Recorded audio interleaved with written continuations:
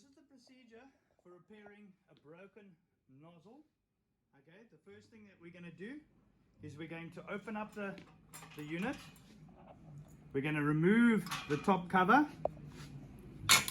and we are going to remove the nozzle. Okay, each unit would have come with a spare nozzle which is positioned at the back. Here is the nozzle. There's just something I want to point out. In some cases, the nozzle has got the spout attached to it. Unfortunately, you're going to have to remove that initially by holding firmly like that and by pulling that nozzle off. You'll see in a minute why we had to do that. In addition, some of the nozzles might be in a position like that where you actually physically have to unwind it. It needs to be in a position like this. If it's not in that position, it will not work. So some of the nozzles might be transported like that. You need to turn it anti-clockwise to pop it into that position. This nozzle is now ready to be used. In order to replace this nozzle, the following needs to happen. I suggest you take the unit, you pick it up, you place it on a working surface. You come around to the back of the unit, you will find on the pedal at the back you have a little screw. Okay, it's actually finger tight. You can release it like that. You remove this nut like that,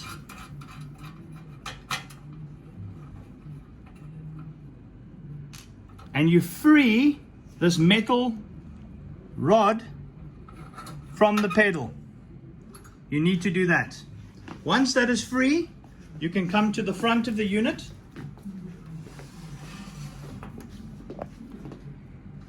and you can pull gently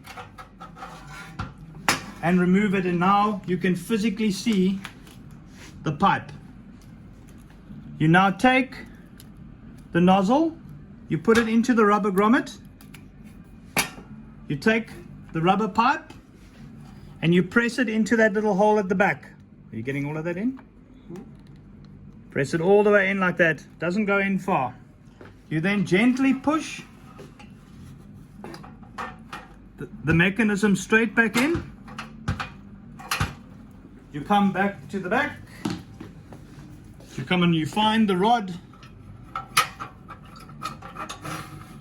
and you reinsert the screw into the hole provided. You then take the nut, you reattach it, you turn the nut clockwise onto the screw or the bolt. That should be sufficient. Now the unit is ready to be positioned back on the floor. We then position the unit back on the floor. We rotate this nozzle in the direction of that hole in the front. We then take the spout and we press it gently onto that shaft. We hold it firmly and we push it on until it clicks all the way in. All right, now the unit is ready to be closed up, to be relocked, and you should be able to prime and get chemical, no problem, out the top. Thank you.